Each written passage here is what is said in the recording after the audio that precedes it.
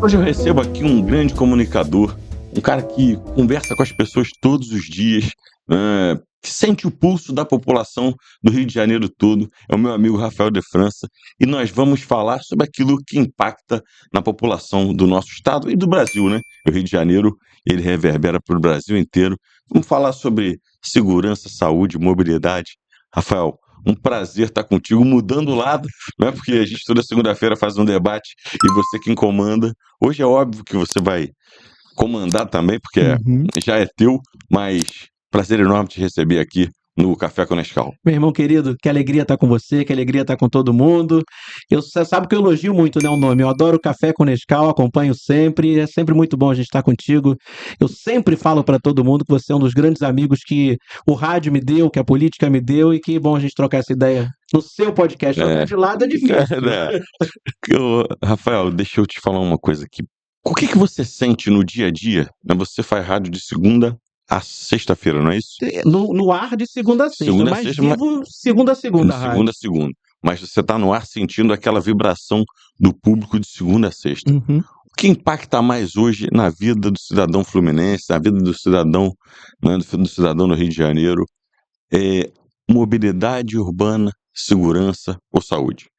Acho que é difícil, porque a nossa população é muito reativa. Ela reage muito ao que a gente está pautando. Então, se teve um evento grande de segurança, a população acaba indo naquilo, falando da segurança, querendo ouvir, querendo opinar. Todo mundo se tornou um pouquinho especialista, né? Depois que veio a rede social. E a rádio, na Manchete, a gente abre muito espaço para o ouvinte demandar isso. Mobilidade é um problema diário. A gente recebe reclamação o tempo todo, toda hora. Recebo muito também o feedback de quem trabalha com a gente. A gente tem muita gente morando na Zona Oeste, morando na Baixada Fluminense, estão relatando o dia a dia para chegar ao Tem o Treme centro. que vem lá de Petrópolis, que nem eu. Que reclama da Única, que reclama daquela serra, a bênção que é a Serra de Petrópolis, para não dizer o contrário. A gente tem problema de saúde, a gente recebe muita reclamação. E, graças a Deus, a gente conseguiu fazer um elo tanto com as secretarias municipais quanto com o Estado, em fazer essa ponte, em poder fazer chegar até as pessoas. Mas eu acho que segurança é a pauta de todos os dias, porque é o que o povo sofre mais. É o que impacta no bolso, né? Porque impacta até na mobilidade. Se o Rio de Janeiro tem algum problema em algum lugar, comunidade, né? A gente fala comunidade, mas às vezes tem problema no Leblon, em Copacabana, e impacta no ir e vir do cidadão carioca, no cidadão, né, no cidadão do Rio de Janeiro, no cidadão fluminense. Isso também impacta no bolso, porque às vezes ele está marcado para chegar no trabalho. Aí atrasou 2 vezes, né? Eu tenho, por exemplo, a Taninha, que trabalha comigo, né, trabalha lá em casa, e aí tem dias que ela não vem, que tá tendo operação, ela não consegue sair de casa. E é difícil pro patrão, às vezes, o cara que não compreende, que não vive, entender que uma via foi fechada por causa de um tiroteio, que o trem, o Shelon Cherene, que trabalha lá com a gente, nosso coordenador de vídeo, coordenador, meu braço direito na rádio, o Shelon, às vezes, Rafa, sai de casa às 6 da manhã. São 9 horas, eu não consegui chegar porque o ramal de Deodoro tá parado por causa de um tiroteio. É isso. Isso impacta muito. No final do dia, a segurança impacta na vida de todos nós, na minha, na sua, na do cidadão do nosso estado. E muita gente não entende, e é até legal a gente ter esse espaço para falar, que mobilidade urbana está ligado a tudo. Porque não é só o trânsito, não é só o transporte, tudo isso está ali no eixo para as pessoas. Se não tem mobilidade, ninguém se mexe. Você fica parado em casa. Parado em casa não adianta. Ou não em casa, você está dentro do ônibus, preso por causa de um tiroteio. Exatamente, você não consegue se mexer. Ou dentro de um ônibus, Nescau, descendo da Serra de Petrópolis. Ou dentro de um ônibus descendo da Serra de Petrópolis. Vai ter solução isso, pelo amor de Deus. O Rafael, luto com essa concessionária desde 1995. Final de 1994, eu comecei a vir para o Rio de manhã no mesmo ônibus que pega o Sherman. 4h50, 5h15, 4h45 eu pegava 5h15 da manhã.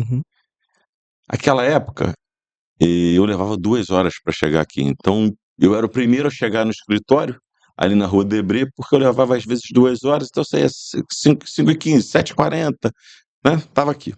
Bom, depois começou o pedágio. 96, se eu não estou enganado. 96, 97, por aí. 96, 97. E nós vivíamos, né, alguns dias onde o povo passava direto e não pagava o pedágio, porque alagava na BR-040, ali em Caxias. Que alaga até hoje, né? E é onde eu queria chegar. No outro dia eu tô vindo pro Rio, saí de um compromisso em Petrópolis, tô vindo pro Rio, choveu, eu fiquei parado 2 horas para conseguir chegar, me atrasou. É um jantar que eu tinha, atrasou. Ontem não, quinta-feira, feriado foi sexta. Quinta-feira, sexta-feira eu fui para Petrópolis. Eu fiquei no Rio de quinta para sexta. Sexta eu fui para Petrópolis, parado novamente, o mesmo lugar, não mudou absolutamente nada em 30 anos. Então, nós vivemos uma batalha diária contra essa concessão da BR-040, E que tá não pode. ridícula, só falando assim, eu rasgo mesmo a ridícula estrada. Isso é horrível. A subida melhorou um pouco. A subida, eu fui a Minas esses dias, deu uma melhoradinha no asfalto, mas a descida é cada calombo. Quem não conhece a estrada, você roda Vai fácil se ali. acidentar com Porque certeza. você pega o carro, são curvas perigosas, a pista tá mal conservada, você não decide o que vai fazer ali. É uma briga. A serra é uma engenharia antiga, né? E com pedágio de 2030, porque o pedágio já está 21,50. Eles aumentaram, o primeiro pedágio foi, eles adiantaram o aumento. Então, assim, é um absurdo o que nós passamos aqui com essa concessão da 040. Mas, assim, eu queria voltar um pouquinho, entender contigo o que o teu ouvinte reclama mais do custo de vida, Rafael. Do custo de vida é o índice arroz com feijão que o professor Gilberto Braga, que teve com você aqui também, explicou tão brilhantemente no nosso programa. Quando afeta a gasolina, não é todo mundo que tem carro. A gasolina, o álcool, então a gente acaba não percebendo tanto. Quando você vai ao mercado, você começa a perceber que o arroz que você comprava, o feijão que você comprava, o óleo, aquele item básico está faltando, e o dinheiro não está dando, é quando o consumidor começa a perceber. E é onde a gente mais recebe reclamação e demanda. Quando eu lanço uma pesquisa no ar, o que mais te incomoda no bolso e tal? O supermercado ganha disparado, o alimento ganha disparado.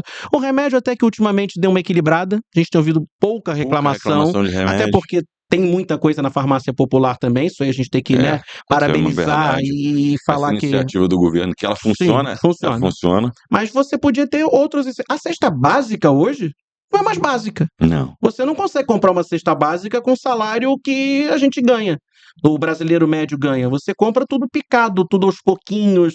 E essa compra dos pouquinhos, em pouquinho, que é o que arrebenta a gente. Cara, acho que a política pública ela tem que começar pelo básico, né? Pela cesta básica, pelo arroz com feijão.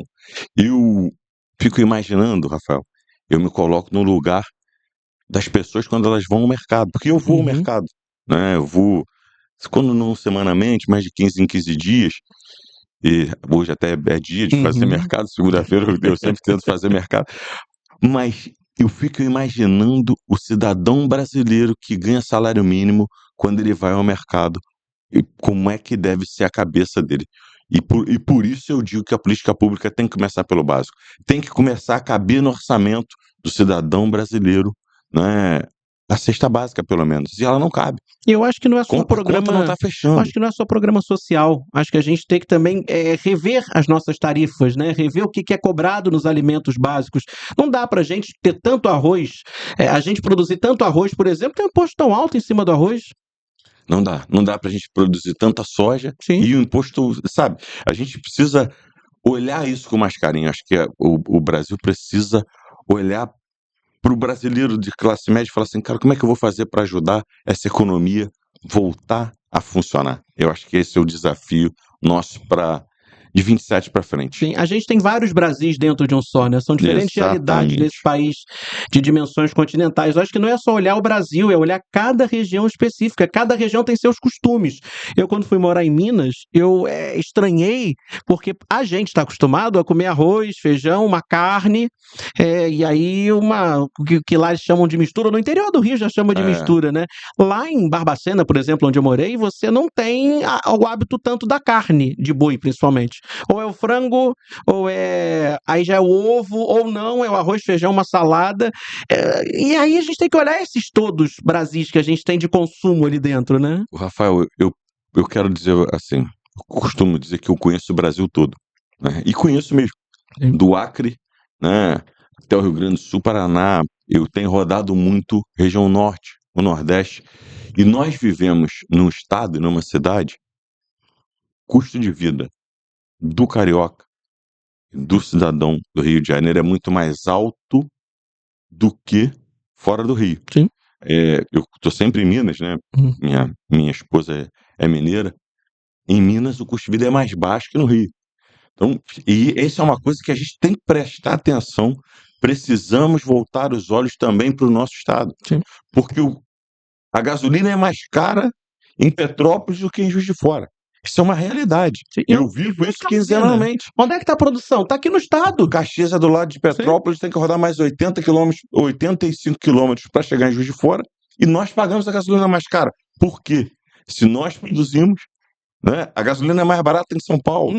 Então, assim, não dá para a gente continuar vivendo do jeito que está hoje. Então, é um alerta que eu trago comigo de conhecer vários Brasis no Brasil só e conhecer a realidade tão próxima do Rio e saber que aqui a nossa não é melhor do que a realidade próxima a nós. A gente fala tanto nos programas, né, nos nossos debates de programas de governo. Acho que a gente tem que voltar a falar de programas de Brasil, independentemente de quem tiver no poder. Acho que tem coisas que têm que ser continuadas e não podem ser interrompidas porque isso aí lembra o fulano, isso é projeto do ciclano. Não, tem que ter um projeto só. O carioca, o fluminense, o brasileiro, acho que é isso que a gente tem que olhar. E é bom estar conversando com alguém que entende, né? Que já entendeu, ele sabe como é que funciona a coisa e é difícil fazer todo mundo entender isso, né, Nescau? É difícil fazer as pessoas entenderem que a gente tem que puxar todo mundo para um lado só. Não é cada um puxando a corda para o seu lado que não vai andar, vai ficar parado. Eu tenho uma curiosidade. Quando o cara entra ao vivo lá na rádio, o que ele quer falar? Assim, ele quer reclamar? Ele quer propor sugestão? Né? Me passa um pouquinho dessa história do dia a dia. Depende muito. O ouvinte, ele é muito provocado pelo que o comunicador está falando. Eu já sou um cara mais Você dá a pauta do ouvinte. Eu dou a pauta e a gente vai direcionando no bom, na parte boa, o que o ouvinte vai falar. É muito difícil que o ouvinte mande uma mensagem direta. Até manda um abraço para mim, manda aniversário do fulano, do ciclano, ou uma reclamação espontânea, mas ele parte muito do que a gente demanda, do que a gente pede. Eu parti, diferente do meu avô, eu fui um pouco mais pro lado do jornalismo, apesar de que ele começou lendo noticiários na Rádio Tupi, na TV Tupi, na Rádio Globo. Ele começou na Rádio Globo lendo os noticiosos. Redator-chefe, o Globo no Ar e tal. Quando ele foi para Globo no Ar, fez o Globo Gira, ele fez repórter-esso na TV Tupi. É verdade. Substituiu Heron Domingues. Quando ele foi para a tarde, ele foi primeiro para São Paulo, depois voltou para o Rio. Ele fez uma coisa mais família, ele era um showman. Meu avô era um showman. Eu, como não tenho o talento dele de ser showman, eu vou mais pro jornalismo e tento brincar ali com isso, dar uma leveza na notícia, dar uma leveza nos temas do nosso cotidiano. Eu acho que o ouvinte entra nessa brincadeira com a gente. O ouvinte participa. É uma forma também, é tanta tragédia. Eu acho que a culpa é nossa, às vezes, nós meios de comunicação. A gente, mas o povo gosta de sangue, de tragédia. Não. O povo gosta do que a gente vai conversar, do que a gente vai trocar de ideias. A gente, em temas sérios, eu brincava com a Marcela aqui fora do ar, que a gente, em tela, Rafael, até em tema sério você consegue jogar uma brincadeira ali. É a tentativa de deixar aquele assunto interessante, deixar leve, mesmo aquilo que é prejudicial pra gente. É a tentativa de fazer com que a notícia, ela impacte, mas de forma menos agressiva. O brasileiro ri das próprias desgraças. O brasileiro ri das próprias desgraças. Então, se a gente não pegar esse viés, ficar só dando porrada, cobrando, quando eu tiver que cobrar alguma coisa de fato, eu tô sem moral. O Rafael reclama de tudo. Então, deixa pra lá, ele fala. Quando a gente brinca com as situações, a gente dá uma cobrada, como a gente fala da Serra de Petrópolis, como a gente fala de problemas constantes nos trens, como a gente fala de problema no metrô, toda hora eu tô reclamando, puxo a orelha, mas também a gente ouve o outro lado, quando a Getransp tem uma resposta para dar. Quando a resposta ela é factível dentro daquele problema que normalmente não é. Normalmente principalmente vindo da Getransp, né? Mas... assim, não. Eu até posso falar que como o presidente é amigo, ele de vez em quando divulga umas boas notas pra gente. Mas também tem muita cobrança para fazer. A Genésio eu sou um cobro toda hora. O saneamento básico no Rio de Janeiro, eu tenho que pagar. O saneamento básico no Brasil precisa ser... Hoje a gente levantou uma pauta no nosso programa que foi a Serra das Araras. Linda duplicação que estão fazendo na Via Dutra. Excelente, mas não estão cuidando do escoamento dessa água para a Baixada Fluminense.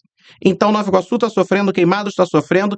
A NTT deu 90 dias para que a Rio Minas, a Eco Rio Minas, falasse alguma coisa. Nada fizeram. A proposta é de um projeto de 1950. E aí como é que você resolve? Aí você vai cobrar do prefeito de Queimados, você vai cobrar do prefeito de Nova Iguaçu, você vai cobrar do prefeito... Só que tem coisas que não tem muito que eles podem fazer. Aconteceu agora em Paracambi, no final de semana, uma chuva danada. Quando foram ver, a água estava escoando de onde?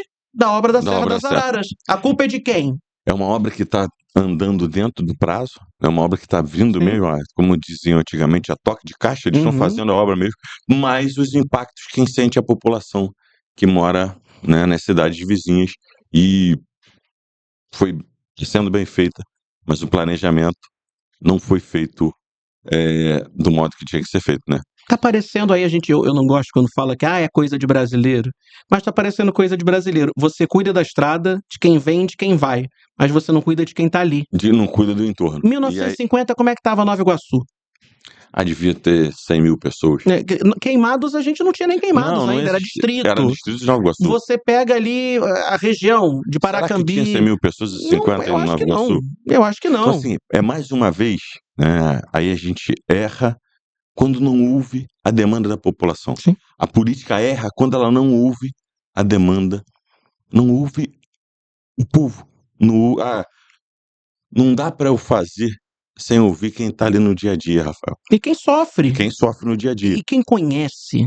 Que a pessoa conhece. A gente na casa da gente sabe onde é que tem aquela goteirinha e tudo. A população conhece a cidade melhor do que qualquer gestor, por exemplo. Ou melhor do que qualquer administradora. Acho fantástico a duplicação. Fantástica a duplicação, mas você tem que avançar ouvindo também a população. Ouvindo o povo e entendendo por que eles estão reclamando. Não estão reclamando de graça. A rua está ficando cheia d'água. Rafael, a gente estava falando aqui na nossa primeira pergunta, que segurança é hoje o tema, né, principal do Rio de Janeiro. E o que a população mais cobra? Presença, prevenção, inteligência. O que é que você sente, né, quando você está conversando com alguém ali na rádio? O que a população mais cobra? Acho que a população cobra mais presença, porque a população entende que as táticas são inteligentes. Né, quando você não tem uma matança, quando você não tem um morador que acaba, infelizmente, sendo faz parte de uma grande operação, não tem jeito, mas cobra a presença, porque o povo está muito acostumado a polícia vai lá, invade, prende meia dúzia, aí apreende meia dúzia de fuzis, mas depois abandona.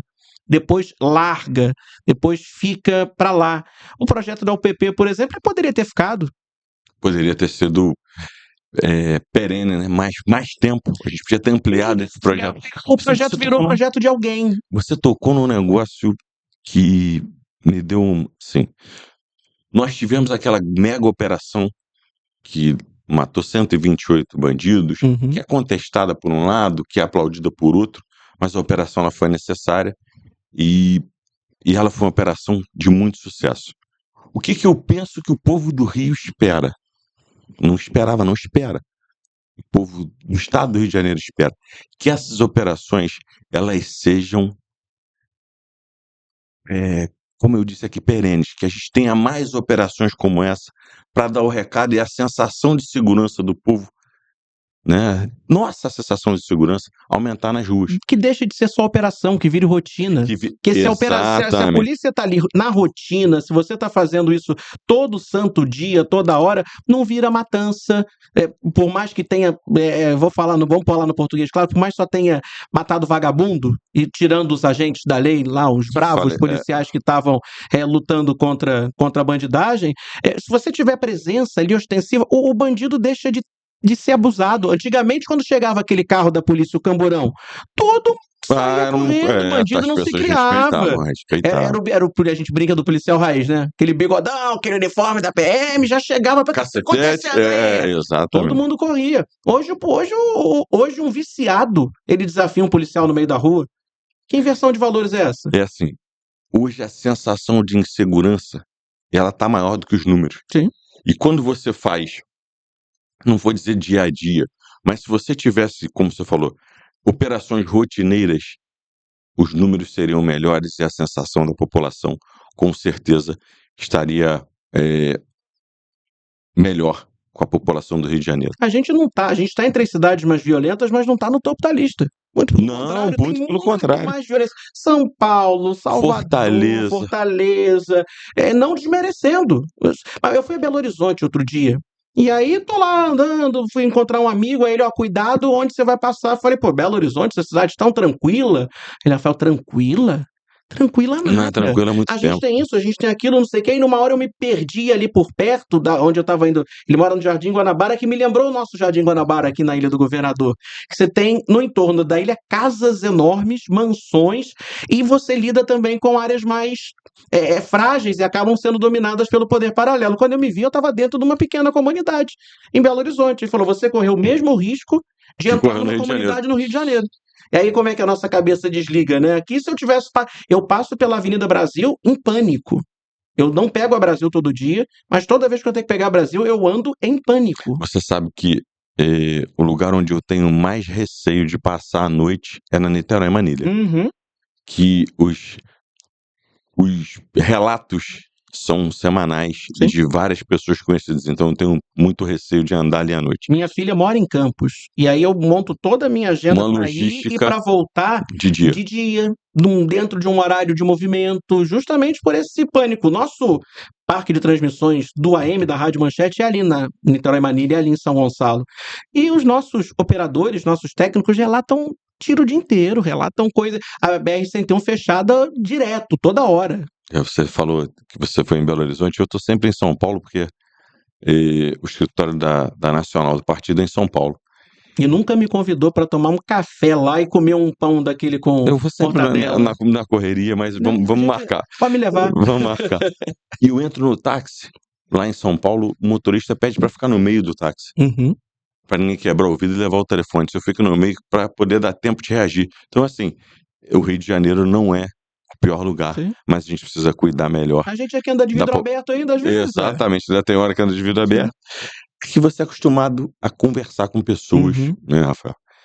E é uma pergunta que, como a gente não tem tempo, eu chego na rádio 10h30, 10h25, às vezes 10h45 atrasado. Às vezes 10h35. Às vezes 10h35. Mas onde você vê, né, o que você percebe, como é que a política não consegue falar a linguagem? Por que você acha que a política não consegue falar ainda a linguagem que a população quer ouvir? Principalmente porque muitos políticos são teimosos no sentido de acharem que tem que se comunicar com a população só na hora de pedir voto. Eu trabalho também com comunicação política e eu debato isso muito com amigos, com clientes. Tem que falar todo dia, tem que estar na rua todo dia. Você é um exemplo que eu brinco, não é puxação de saco. Você fala todo dia a linguagem das ruas porque você está na rua.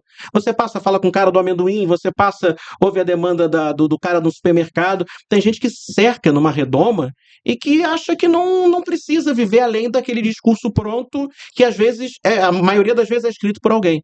Acho que o político, ele tem que... Por que o político se comunica mal, às vezes, no dia a dia? Porque ele não vive o dia a dia. Político tem que estar na rua. Eu sou partidário, né, para a gente falar de política, de que o melhor gabinete é a rua. O gabinete é legal para a equipe trabalhar, mas o político tem que estar gastando sola de sapato. Tem que estar ouvindo a população todo dia, toda hora. Até porque as grandes coisas vamos usar o Chico Anísio de exemplo. O Chico criou 100 e tantos personagens. O Chico, de onde é que vem isso? Ele do povo, da rua. O Washington Rodrigues, o falecido Apolinho, de onde é que o Apolinho pegava os bordões? Do dia a dia da rua. O Zé Carlos Araújo, de onde é que ele pega os bordões? Da rua. Então onde é que o político vai pegar a demanda de verdade que ele precisa? Na rua.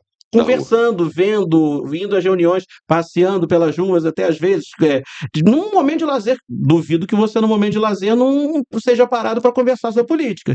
Assim, eu costumo dizer que o médico, quando está no momento de lazer, ele tem que falar sobre algum tipo de dor ou doença que alguém tem, a gente sempre pergunta. O cara que joga futebol, vão perguntar para ele de futebol, e político fala sobre política, né? As pessoas perguntam, e é o que a gente, né, pelo menos pensa que entende. Porque eu acho que o mais importante hoje é você falar para quem está na ponta, para quem está no comércio, para quem está dentro, né, do ponto de ônibus, para quem está dentro do ônibus. Eu usei a minha vida inteira e pretendo continuar usando, de criar os meus projetos de lei sempre trazidos, né, pelas pessoas que trabalham comigo pelo entendimento que cada um tem, né, diferente da nossa cabeça. Diferente do politiquês, praticar aquilo que a rua pede para nós, né? Como Eu acho que eu não consigo ficar do outro lado, você, Nescau, que é um cara da política, que tem uma larga experiência como deputado, o que você sente hoje que as pessoas estão querendo? O que o cidadão espera, não de um político, mas de um representante dele? as pessoas esperam entrega, Rafael. A política hoje, ela cada dia mais, ela é de realizações, né? Aquilo que você fez ou está fazendo que impacta direto no dia a dia do povo, né? Tem coisas que as pessoas elas não conseguem perceber como que impacta na vida delas. Você tem que saber falar para o povo o impacto que aquele projeto de lei, que aquele projeto social, que aquilo está trazendo de bom para ele no dia a dia. Esse é o grande recado que a população do Rio de Janeiro espera. Você não acha também que os ritos são complicados, às vezes, de entender um projeto de lei, uma proposição, uma emenda? A gente não tem que explicar melhor isso para as pessoas? Aí essa era vocês que adiantou aqui a pergunta. Você acha que a comunicação institucional ela consegue chegar na ponta, né? Você comunica aqui, o povo está entendendo lá o que a comunicação institucional está fazendo, ou você acha que isso ainda é distante? Depende muito. Depende do governante, depende de quem está trabalhando por isso. Tem um lado da política que se comunica muito bem, o case, vamos pegar um case, a Prefeitura do Rio de Janeiro. Independentemente de prefeito, a Prefeitura do Rio de Janeiro se comunica muito bem. Muito bem. Sempre se comunicou muito bem. A comunicação institucional do governo do Rio é sensacional. Porque fala a língua do povo, da cidade do Rio de Janeiro. O do Estado, eu acho que o Estado se comunica muito mal. O Estado não comunica de verdade aquilo que precisa ser falado. Mas a Prefeitura do Rio dá um banho de comunicação. Fala muito bem, fala com a população diretamente, olho no olho e brincando. A rede social da Prefeitura é muito bem feita, são jovens que estão operando aquilo. Vou dar um exemplo de duas prefeituras que eu adoro a comunicação. Nova Iguaçu. Acho a Prefeitura de Nova Iguaçu muito direta, muito legal na forma de se comunicar, fala a linguagem de forma fácil e encara os problemas quando vem. E aí fala mesmo o que o povo precisa e quer ouvir, lógico, toda comunicação vai ter aquela artimanha da gente explicar como, e a comunicação de São Gonçalo é muito interessante, porque o Capitão Nelson, ele é aquilo. Ele é aquilo que é mostrado na rede social. Eu posso dizer porque eu trabalhei com ele, fiz a campanha dele de reeleição, a gente fez rádio junto, e a missão era mostrar que o capitão não é aquele cara só da austeridade, ele é um fofo, gente boa, mas pergunta pra ele da rua se não tem iluminação. Eu ouvi, e ele conta isso muito. Capitão, 70% só iluminado da cidade. Ele olhou pro cara e falou, meu irmão, não tinha nada quando eu assumi. Tu lá reclamando de 70%, pô? Aí chegar a 100% já tá mais próximo de 100 do que era antes. E aí isso foi explicado para a população. E as pessoas começam a entender. Aí a gente começa a falar melhor. A Câmara do Rio se comunica bem. Fala legal, usa muito dos vereadores para que eles falem e cada um falar para o seu espaço, isso eu acho interessante. Isso eu acho que falta em Brasília, por exemplo. Tem uma missão para um amigo meu, sabe? Que eu acho que é uma missão de fazer... aproximar do povo. Brasília é muito longe na cabeça das pessoas. E é o centro do poder. E Brasília é muito longe mesmo. Mas não é na cabeça, Brasília é longe. Tudo acontece lá. Tudo acontece. As decisões que impactam no Brasil acontecem em Brasília e elas não estão bem comunicadas e o povo não consegue entender. E a gente precisa explicar diariamente o trabalho de um deputado federal, o trabalho de um deputado estadual, o trabalho de um vereador, diferenciar isso do prefeito, que as pessoas ainda confundem. Uhum. E esse é um mantra que nós temos que ter diariamente. Dá pra gente explicar. O vereador é aquele cara que fiscaliza, ele é do conselho, né? O vereador é o cara do dia a dia. O prefeito é o síndico. O prefeito é o síndico. Mas acima do síndico, aí a gente já começa a verem os deputados. Aí quando é que entra? Qual o papel do deputado? Não é fiscalizar a rua? Não é fiscalizar a rua nem o trabalho do prefeito. É fiscalizar o governo federal. Sim. É tentar trazer projetos que vão impactar direto no município e também no estado. Cuidar das coisas macro, né? Então, assim, eu acho que a gente precisa fazer esse mantra, explicar melhor a população, que às vezes a pessoa confunde se ela vai votar para vereador ou deputado e não lembra. Não lembra. Isso é um papel também, né, teu como comunicador, meu como homem público, de fazer com que as pessoas lembrem em que elas votaram há 2 anos atrás e que esse ano vai impactar nos próximos 4 da vida de cada um. Posso fazer o papel inverso de novo? O que você espera? Vamos andar no tempo, né? Vamos fingir que a gente está conversando em janeiro de 2027, celebrando, comemorando. Você que foi deputado estadual bastante tempo. 16 anos. 16 anos como deputado estadual, aqui no Rio de Janeiro. 14 anos aqui no Rio. Como é que você acha que vai ser o desafio para Brasília? Cara, eu acho que é um desafio muito, muito bacana, porque eu vou precisar olhar de forma, né, diferente aquilo que eu aprendi na Assembleia. Porque tratar com 70 é uma coisa, com 513 é uma coisa completamente diferente, mas é um desafio que me encanta. Porque se Deus quiser, e Ele quer, né, como pré-candidato pensando em 2027, eu chego como presidente de partido.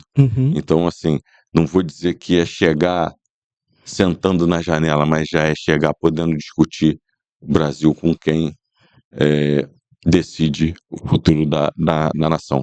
Eu acho isso fascinante. Qual que você acha que vai ser a principal pauta?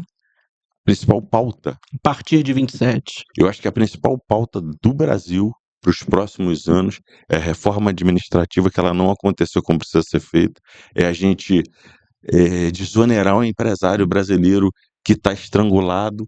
O povo do Brasil não tem a sua renda, né, 100% empregada dentro daquilo que o trabalhador brasileiro espera. Ele paga mais dívida do que investe na própria família, ele tem problema para trocar o carro, ele não consegue, né, comprar o material escolar em todo janeiro de forma tranquila, e o Brasil precisa voltar a crescer. O Brasil está estagnado e a gente vê isso, a gente sente isso na rua, e é isso que o povo quer. O povo quer trabalhar, quer ter dignidade para comprar o seu alimento, quer ter dignidade para levar o filho para a escola e quer poder também tomar cervejinha no final de semana. Todo mundo é filho de Deus, eu gosto, você gosta. E é a vida que o brasileiro quer. O brasileiro, ele é um otimista por natureza. Ele só quer que nós possamos entregar mais um pouquinho. Com toda certeza. Você vai ter um desafio bom. É um desafio bom que me encanta, Rafael. Mas eu espero estar lá nas primeiras fileiras te aplaudindo, porque eu gosto de ver gente, Nescau, do fundo do coração, gente que tem projeto, gente que tem ideia, que a gente sabe que vai realizar. Porque a política abre, às vezes, muito para pessoas de momento, para pessoas que não têm nada a oferecer. Você tem pessoas no partido que têm a oferecer, tem experiência, tem corpo técnico, tem gente com sangue no olho e com vontade de entregar. Eu acho que isso é um diferencial que é nosso, né? Você conhece bem, todo mundo que está em volta sabe que a gente tem sangue no olho e tem vontade de entregar. E esse período de pré, muita gente fica com medo, né, de falar e tudo. Eu acho que esse é o momento que a gente tem que falar, mostrar para as pessoas, até para a gente ouvir o termômetro da rua. Pô, de repente eu não tô, no caminho não é esse, de repente não é isso aqui que é legal. A gente tem que falar mesmo, levar para as pessoas, falar, e aí, o que você quer ouvir? O que você quer que eu faça? Porque depois que já começou a eleição é mais difícil. Você acha que a rede social aproximou ou ela criou um bando de gente que fala com superficialidade? Um bando de gente que fala com superficialidade. Se você pegar ali de 10 pessoas que falam, você consegue aproveitar 2, 3 falaram aquilo com embasamento. As outras 5 vão na onda, e aí sobrou ali sempre um ou outro que fala só fala, nem sabe o que tá falando, papagaio, só tá repetindo o discurso da tia do Zap. Eu acho que a gente volta em 26, né, para um momento onde a população está prestando e tem que prestar mais atenção. Sair da onda, a gente passou 18 e 22 muito numa onda e polarizada, sem nenhuma entrega, só com um discurso fácil.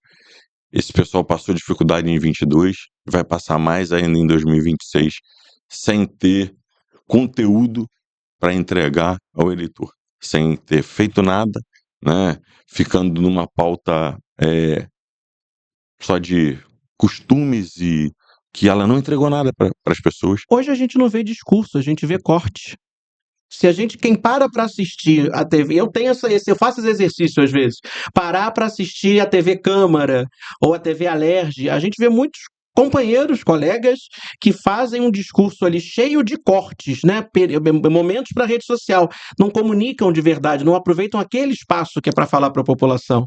Isso aí é um fenômeno de rede social. As É um pessoas não fenômeno de falam rede mais social. ou não entram mais naquele embate. Não, tem que falar o que a rede social quer ouvir.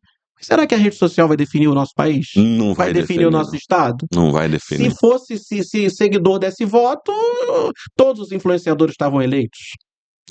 E essa eleição vai mostrar a cara do eleitor, né? Cara do que o eleitor quer para o Brasil. Sim. Né? E essa é uma pergunta. O que você acha que o povo do Rio de Janeiro espera dos próximos governantes?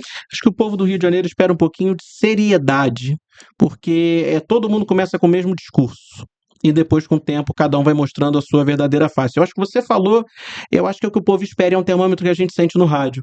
O povo quer oportunidade de trabalho, o povo só quer ir para o trabalho tranquilo. A gente sabe que não vai resolver do dia para a noite a Avenida Brasil, a linha vermelha, a linha amarela, mas o povo quer ter o metrô funcionando, o trem funcionando, a barca funcionando, o povo quer ter o ônibus para descer de Petrópolis tranquilo, para vir da Baixada Fluminense tranquilo Quer pro o BRT centro, funcionando, quer o indo e BRT voltando. e quer tomar a cervejinha dele tranquilo. O povo do Rio de Janeiro tem algumas pessoas veem, o carioca é preguiçoso. Se tem uma coisa, o carioca não é preguiçoso. Porque o carioca tem a disposição de trabalhar, ralar, pegar ônibus lotado, pegar trem lotado, e mesmo assim toma uma cervejinha, come o churrasquinho dele, vai à praia, ele O carioca sai às 5 horas da manhã de casa para chegar no trabalho às 8, sai às 6 para chegar em casa às 9, no outro dia tá lá com bom humor. Sim, né? até da desgraça. Rindo do problema que ele passou e tentando se entregar, levar o pão de cada dia para sua família. Então o carioca é o povo do Rio de Janeiro é um povo trabalhador, humilde, honesto, que só quer poder viver dignamente. Acho que o nosso estado inteiro, a gente fala muito carioca Baixada Fluminense. Não, o povo do Rio de Janeiro, o povo do Rio de Janeiro que eu digo, né? O povo do estado do Rio de Janeiro. O sul fluminense, com uma vocação danada, o norte fluminense, norte nordeste, um eixo maravilhoso. O médio Paraíba, o que a gente tem de coisa boa de ali. Produção, de gado, de café, a região serrana. Acho que o Rio de Janeiro entrega tudo. Petrópolis, que é uma cidade que eu tenho uma paixão, a minha família tem raízes em Petrópolis. Petrópolis ficou às vezes parada no tempo. E tem tanta vocação no entorno, a gente vê Areal crescendo, a gente vê expandindo. Petrópolis precisa também daquela injeção para... Precisa de uma injeção para a cidade voltar a ter aquela pujança que já teve. Petrópolis é maravilhoso, é uma cidade linda. Eu, toda vez que vou falar para sair de Petrópolis, é até difícil, porque o clima é maravilhoso, né? A população também e a gastronomia deles. Para sair de Petrópolis é difícil. Petrópolis era a capital. Meu tio bisavô, Wilson Carneiro Malta, ele foi um grande empresário de Petrópolis, dono do jornal da Tribuna de Petrópolis, da Tribuna do Diário. Dono do Diário de Petrópolis, dono da Radiodifusora de Petrópolis, que tinha os equipamentos mais modernos do Rio de Janeiro, empresário da loja musical. Petrópolis era pujante. Loja musical. A musical foi da minha família. Depois que o tio Wilson morreu, o tio Benjamin assumiu a loja e foi anos e anos. Em frente ao Shopping Marquês, do outro lado da... Meu avô começou em Petrópolis, de fato, no rádio do Rio de Janeiro, em Petrópolis, na Difusora. Foi lá que ele conheceu o Flávio Cavalcante, dali foi para Grande Chance. Petrópolis era o centro dos grandes acontecimentos. Nada passava aqui. Nada acontecia no estado do Rio de Janeiro sem passar por Petrópolis. Isso eu acho que tem que voltar, essa vocação de Petrópolis. Eu adoro lá, eu sou suspeito, porque meu coração mora também em Petrópolis. O meu também.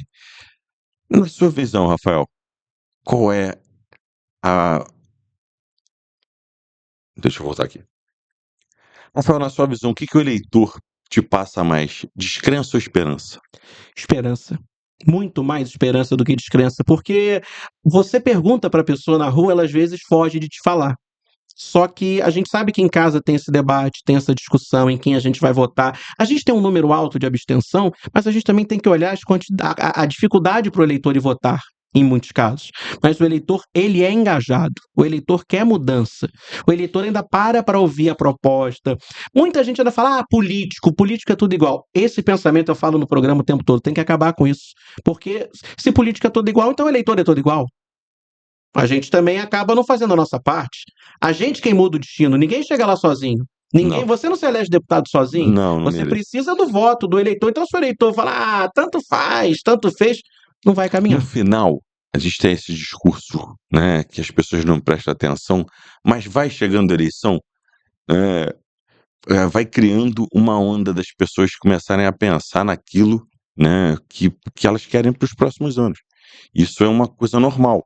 Eu costumo dizer, quando falta 1 ano, quando faltam 6 meses, agora, né, daqui para frente começa a esquentar. Uhum. Antes, só 20% da população tá pensando em política. O cara tá pensando na novela, no Big Brother, tá pensando naquele plano no Brasileirão, Sim. no Flamengo, no Botafogo, no Palmeiras, mas depois vai aquecendo e as pessoas decidem sim o futuro do Brasil, e é o que a gente tem que batalhar para ter um futuro melhor. E eu sou brasileiro, não desisto nunca, Como e a vou gente diz continuar no lutando. programa, você é um esperançólogo. Sou um esperançólogo, exatamente.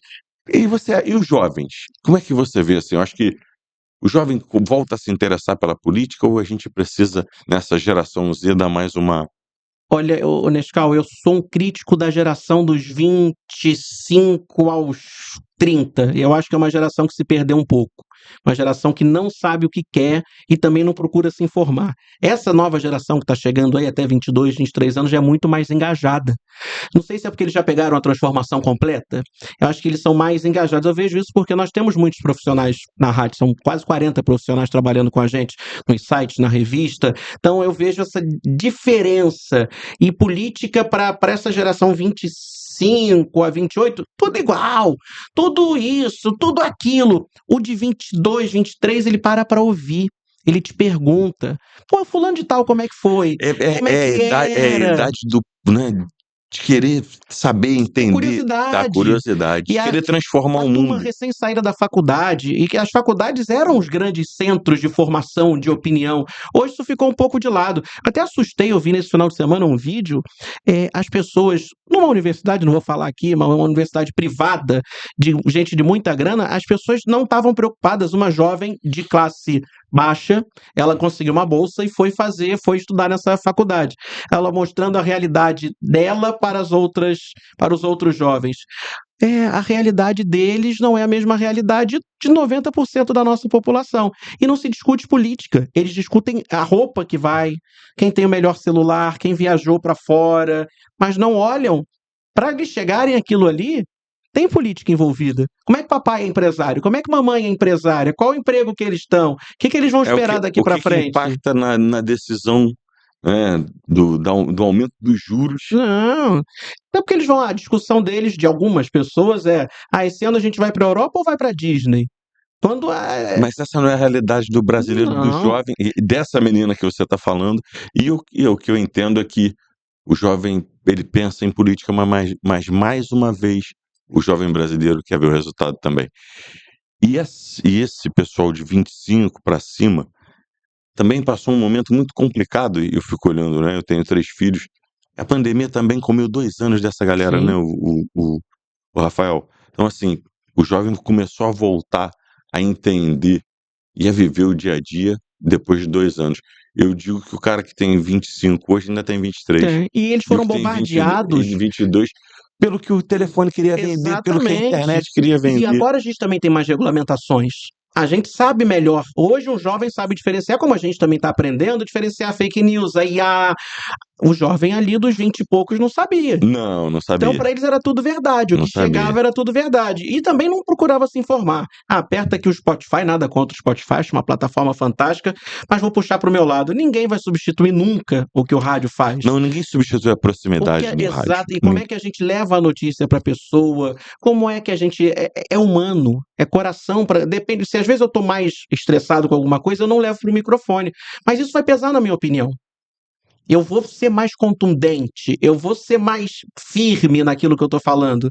E eu acho que isso a internet não passa, a gente ainda passa. O podcast é muito legal por isso. Podcast não é inovação, ele é um filho do rádio. É Ele um é o que filho nós do rádio. fazíamos.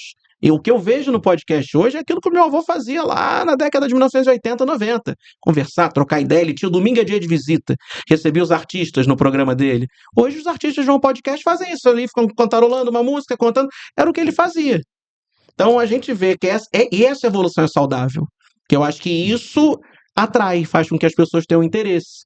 Como a gente está trocando ideia aqui, alguém fala, pô, legal, vamos falar de política. Vamos entender o que a política tem a dizer. O que esse político vai falar para mim? E aí eu falo, não é um político que está aqui. A gente está um homem, pai, esposo, filho, não tenho só o carimbo do político, eu convivo com o Nescau fora do microfone, fora das câmeras, é um cara que brinca sobre futebol, que brinca, que fala besteira também, e a Marcela tem que segurar a gente, né, que senão a gente fala muita besteira nos debates e tal, e é gente como a gente, esse carimbo tem que ser tirado. Rafael, assim, você tocou num negócio que eu acho que é importantíssimo, que é credibilidade, né, da notícia que chega para nós no celular. E combater as fake news é um dos grandes desafios, né, do dia a dia, não é nem só das próximas eleições. E eu acho que esse é um papel que a rádio tem, porque você não leva nada que você não conferiu antes. Sim. Não tem achismo. Não tem achismo. Então, assim, eu acho que essa é uma grande. Esse é o grande diferencial da notícia, que tem o rosto e o coração por trás de quem leva ela para milhões de pessoas diariamente, e acho que é isso que você faz. E quando tem opinião. Quando é opinião, eu falo, gente, eu vou dar minha opinião. Isso não é notícia. Se é minha opinião, sou eu que estou falando. Não é necessariamente a rádio, não, sou eu que estou falando. Meu avô falava muito, isso eu aprendi com ele, sobre a gente criticar, né? Ele falava, Rafael, eu aprendi que na vida, a gente quando vai bater, e aí não é alusão à violência, né? Mas quando Luiz de França, ele falando, eu bato, dói muito mais do que aquele político que participa do programa e fala todo dia batendo na mesma coisa. Então, eu tive que aprender, e eu aprendi na experiência dele. Quando eu falo, é porque realmente eu quero transmitir aquela mensagem. Eu não falo as minhas convicções ficam fora do microfone. Eu falo o que a população... Eu falo me botando no lugar do povo. E graças a Deus eu sou privilegiado, que eu não pego o ônibus lotado todo dia, o metrô, o trem lotado, mas eu paro para conversar com todo mundo. Eu entro no metrô, eu entro no trem. O radialista tem um quê também de fazer política no dia a dia? Porque a gente ouve toda hora. A gente faz toda hora, cara. A gente só não concorre a voto, mas concorre na audiência. Concorre na audiência. Então preciso fazer melhor todos os dias. Preciso entregar alguma coisa pro nosso ouvinte. Fazer rádio é gostoso, né? É bom demais. É bom demais. Eu sou suspeito para falar que eu adoro fazer rádio. Saio toda segunda-feira feliz que eu vou começar minha segunda ali no debate com você. Daqui a pouco, infelizmente, a gente vai ter que dar uma pausa. Mas rápido. Uma coisa rápida. E, por favor, né? Você, quando for para Brasília, você continue na rádio, tá? Não, segunda-feira. Então, pronto. A gente tá chegando no final, infelizmente. Mas já? Foi tão rapidinho. A voa. Foi bom pra você? Foi excelente pra mim. Foi igual no nosso debate. Foi bom pra você? Foi excelente pra mim e pra você. Foi uma delícia. Um cafezinho com Nescau, ó. Maravilhoso. A gente tá chegando no final e tem um bate-bola aqui. Eu vou te falar uma palavra e você devolve, né? O Rafael... Ai, meu Deus, que medo. O Rafael, o neto do Luiz de França, devolve. Então, tá bom. Cara, tem um negócio assim, eu cresci com a minha mãe, a dona Sônia, que vai nos ouvir aí no podcast, ouvindo rádio, né, todo dia de manhã. Então, e é bacana a gente estar aqui depois de sei lá quanto tempo, podendo fazer isso juntos. São coisas que a vida pública me deu que não dá pra não registrar, entendeu? Eu acho muito bacana isso. Vou contar uma rápida. Você sabe que eu fiz voz infantil de muitas campanhas. E eu fiz a campanha do Marcelo Alencar, doutor Marcelo, para governador. E eu brinco que eu comecei a acreditar em político em 94, isso. Eu comecei a acreditar em político porque ele falou, na primeira semana de governo, você vai tomar um café comigo no Palácio. E eu fiquei encantado com aquilo. E ele cumpriu. Eu conheci o Palácio Laranjeiras. Ele convidou meu avô, obviamente. Rapaz, você ainda era criança em 94? Era. Eu fiz a campanha do doutor Marcelo, eu tinha 6 anos nesse carro. Rapaz, eu já estava em 96, foi a minha primeira eleição, que eu comecei a trabalhar, pendurando galhardete e... Aí dali a gente fez César Maia, Conde, eu fui voz infantil de Cabral, Eduardo Paes, e um monte de gente. Fiz voz infantil pra muita gente. Por isso que esse cabelo tá ficando branco. Né? Não é? O cabelo branco é o rádio. Então vamos lá, amigo. Família. Tudo. Tudo. Simplesmente tudo, a base de tudo. A base de tudo. E a rádio? Eu não sou rádio, minha vida. Até porque rádio e família pra mim são a mesma coisa. Que acaba que virou uma coisa só. A família, o rádio é a extensão da minha casa. Meu avô sempre tratou assim. Minha mãe trabalhou em rádio, meu tio trabalhou em rádio, minha avó não trabalhava em rádio, mas meu avô falava que ela era coordenadora geral, né? Porque Dona Penha que dava a palavra final de tudo. Dava ordem. Então, rádio é a extensão da minha casa. Então, rádio e família, pra mim, são tudo. Eu não sei fazer outra coisa. Gostei dessa. Quando tocar o telefone agora, eu vou atender a coordenação geral. Mas Dona Penha, ela mandava, amigo, não tinha quem... Nos deixou muito cedo. Mas não tinha quem não tremesse na base. Não tem jeito. Bastava só me olhar. Já sabia o que era. Já sabia o que era. Já. Comunicação. A maior arma pro bem e pro mal. É verdade. A maior arma pro bem e pro mal. Porque o que tá aí que tá na sua frente, o microfone, É a grande arma. é uma E aí faca. é uma arma que você tem que saber usar. Aberta ou fechada. Que o microfone fechado, ele é onde a gente descobre as pessoas de verdade. E eu conheço bem porque eu, né, tô sempre ali do lado do microfone. Então é onde a gente conhece as pessoas de verdade. É verdade. Ouvinte. Meu tudo também, meu grande parceiro, meu grande companheiro. São pessoas que me deixam entrar na casa delas sem nem me conhecerem. E aí muitas me acompanham de pequeno, antes de eu nascer, porque vem do meu avô, e muitos eu fui conquistando. O ouvinte, para mim, é o meu eleitor. O ouvinte é quem eu tenho que conquistar e cativar todo dia. Todo dia. Isso são minhas paixões. Nossa, ganhar um presente de um ouvinte. Tem ouvinte que às vezes sai, despenca lá de Belfort Roxo pra vir trazer um biscoito pra gente. Tem coisa mais gostosa que isso. Tem, Eu não. sei que você passa na política também. Você vai lá, Dona Maria tá te esperando com aquele. O cara vende cachorro de bolinho. macacu, né? Ou, sei lá, vende campos. Sim, Traz um chuvisco. faz um chuvisco. Assim, vende porque não é cachoeira de macacu, mas cada pedacinho do Rio de Janeiro, ele tem uma